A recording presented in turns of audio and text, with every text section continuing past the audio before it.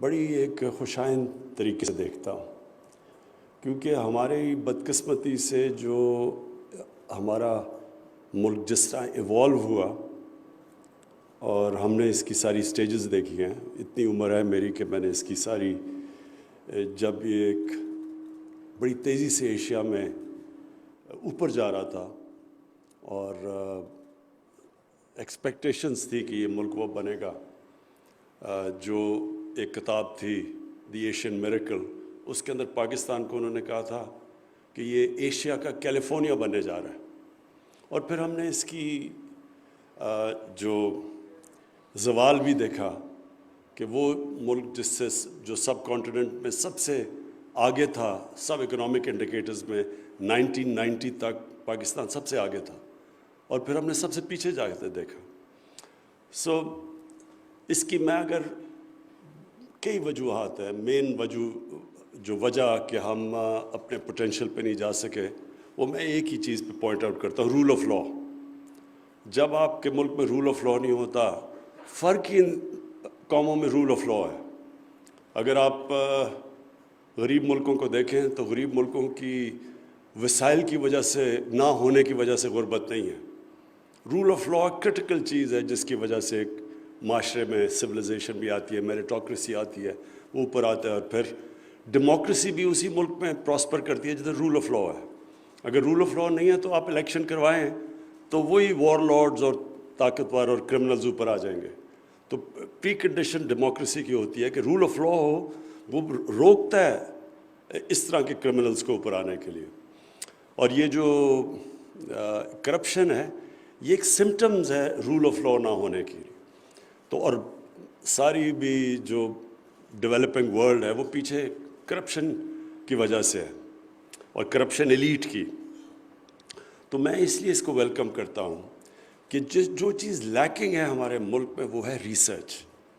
اور ریسرچ کی جو سب سے بڑی خوبی ہوتی ہے، اوریجنل تھنکنگ آتی ہے ایک معاشرے میں. وہ آپ اوریجنل تھنکنگ لا ہی نہیں سکتے جب تک آپ کے پاس ریسرچ نہ ہو اور پھر وہ ڈیبیٹ کر کے اپنے تھاٹ پروسیس کو آگے لے کے جائیں. جب آپ کے ملک میں ریسرچ نہیں ہوتی تو پھر آپ سیکنڈ ہینڈ نالج باہر سے آتی ہے. آپ کسی اور لوگ آپ کو ڈیفائن کرتے ہیں بجائے آپ اپنے آپ کو ڈیفائن کریں.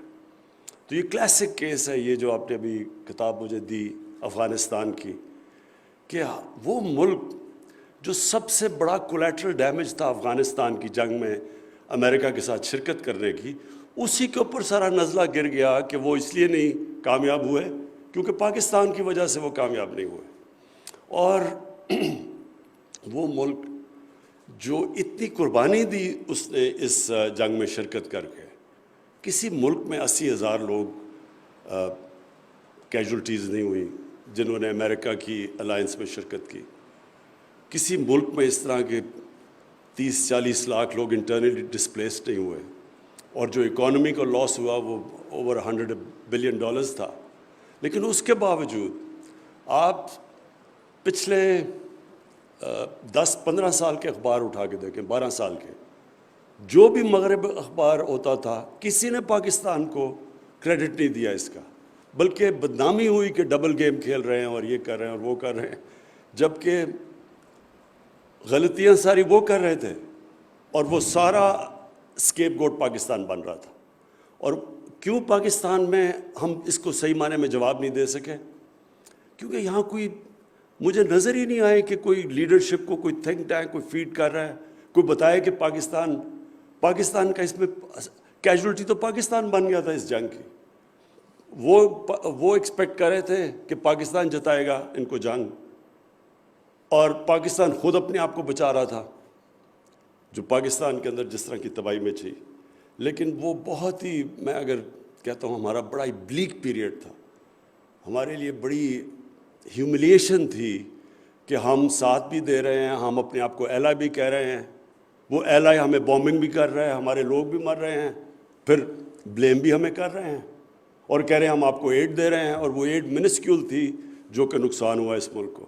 لیکن بالکل یہ بھی ہمارا بہت بڑا ایک کیا میں کہوں کہ ایک خلا تھی، ایک ویکیوم تھا کہ ہماری جو انٹلیکچول لیڈرشپ ملنی چاہیے تھی، جو اس چیز کو اوپر لے کے آتی، وہ بھی نہیں تھی. یہاں ملک بھی بٹ گیا دو لوگوں کے اندر, ایک امریکہ کے اگینسٹ کھڑے ہو گئے اور ایک پرو امریکہ کھڑا ہو گیا پاکستان کے اندر, جو چھوٹی سی کلاس تھی.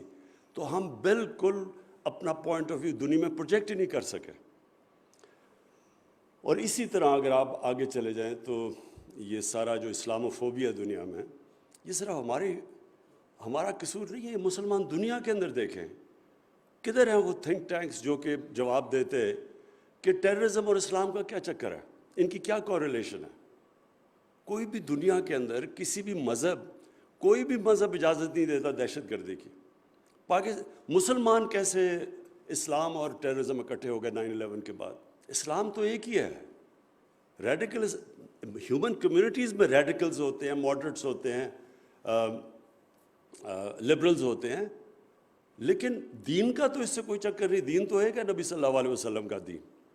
تو کوئی بھی یہ صحیح معنی میں ساری دنیا میں جو خاص پر مغرب میں مسلمان رہتے تھے, ان کو اتنی مشکلوں کا سامنا کرنا پڑا اس دور میں, اور کوئی بھی مسلمان دنیا کی لیڈرشپ سے کوئی رسپانس نہیں آیا.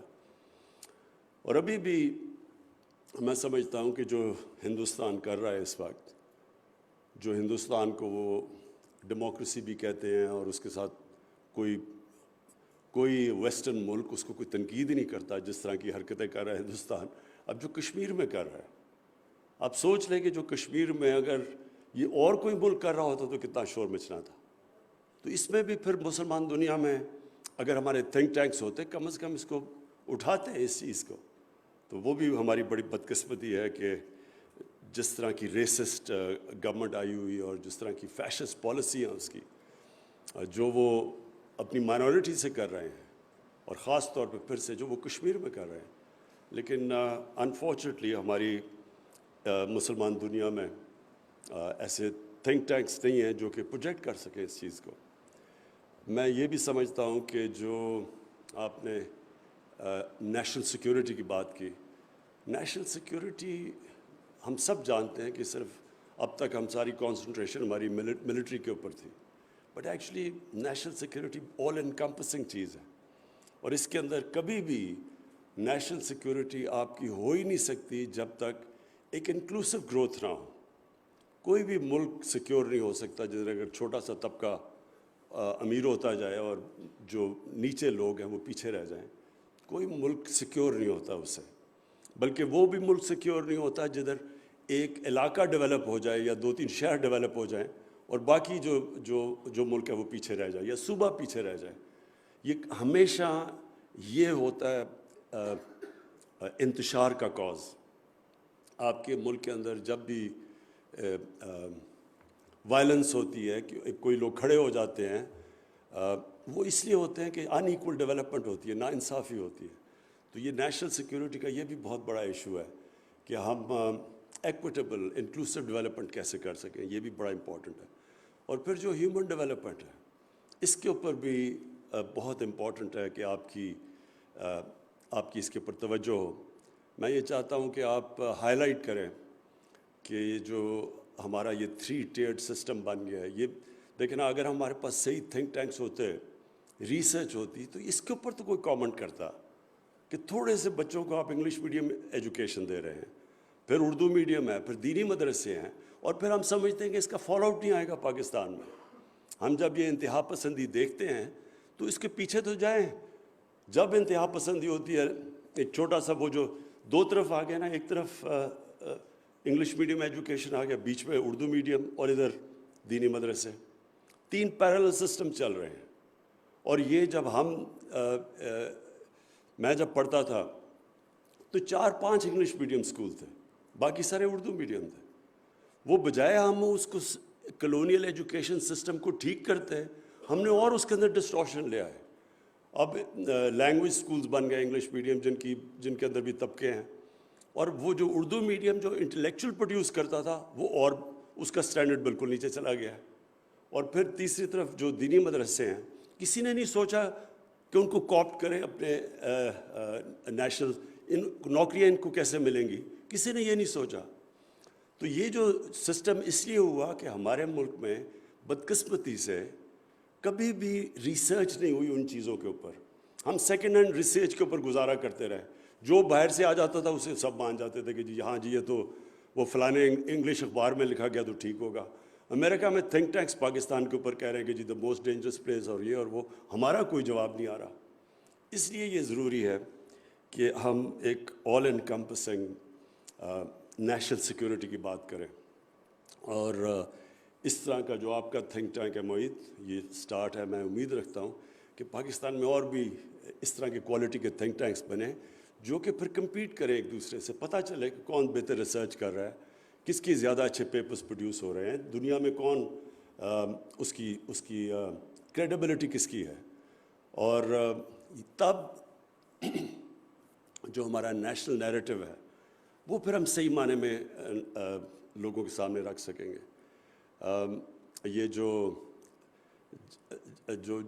مجھے سب سے زیادہ تکلیف ہوتی ہے, اور یہ اب سے نہیں, یہ میں پچھلے 30-40 سال سے دیکھ رہا ہوں. ایکچولی وہ جو سلمان رشدی کی جو کتاب نکلی ہے اس کے بعد یہ خاص طور پہ ہم دیکھ رہے ہیں کہ باہر کے لوگ اور باہر کے میڈیا, باہر کے تھنک ٹینکس ہمارے ایکسٹریمز کے اوپر کانسنٹریٹ کر کے تو سارے معاشرے کو رنگ دیتے ہیں ان ایکسٹریمز سے.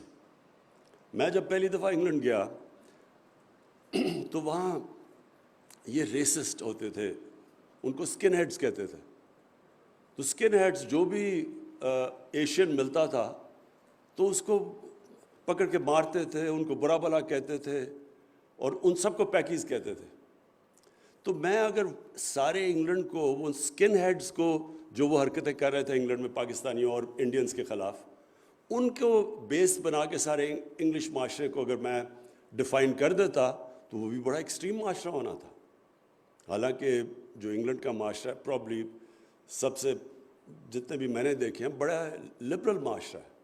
لیکن آپ کسی بھی معاشرے کے ایکسٹریم کے اوپر کانسنٹریٹ کریں تو آپ اس کو بڑا برا بھلا کہیں گے. تو ہمارا تو ڈیفائن ہی ہوتا تھا یہاں. ہمارے یہاں کئی سو کالڈ انٹلیکچوئلز, جو باہر سے جرنلسٹ آتا تھا اس کو یہ بتاتے تھے کہ یہاں کوئی بہت بڑے کوئی فنڈامنٹلسٹ کی کوئی ایک ہوڈز آنے لگی ہیں ٹیک اوور کرنے کے لیے. میں ساری دنیا میں پھرا ہوں, میں سمجھتا ہوں کہ اس معاشرے میں سب سے زیادہ میں نے لوگ جنرس, ہاسپٹیبل, بڑے, ہمارا جو دین ہے اس جو عام لوگوں کے اوپر اس کا افیکٹ ہے وہ اتنا پازیٹیو ہے. ہماری اسٹرانگ فیملی سسٹم ہے, بڑی سویلائز سوسائٹی ہے. یہ نہیں کہ چیلنجز نہیں ہیں, لیکن آن دا ہول وہ ہے. لیکن ہمارے بھی ایکسٹریمز ہیں, اور ہمارے ایکسٹریمز کی بہت بڑی وجہ یہ ہے کہ ہم نے یہ انجسٹ ایجوکیشن سسٹم کو ٹھیک نہیں کیا, جو کہ پروڈیوس کر رہا ہے 3 قسم کی پیرل سسٹمز, جو کہ پھر ایک دوسرے کو, جن کا کنیکشن ہی کوئی نہیں ہے. جو ایک سسٹم ہے وہ جو ایک ایکسٹریم ہے وہ جو انگلش میڈیم ہے ان کو کافر کہتا ہے.